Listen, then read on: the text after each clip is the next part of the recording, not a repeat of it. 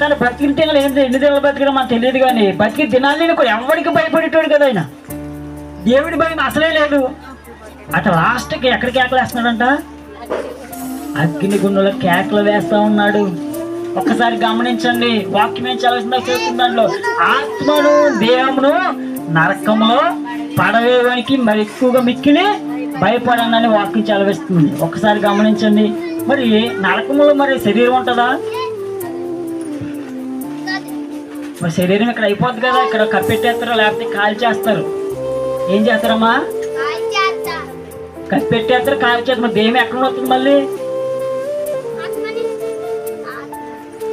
అర్థమవుతుంది, దేహం ఇక్కడ అయిపోతుంది, మళ్ళీ ఎక్కడ వస్తుంది దేహము?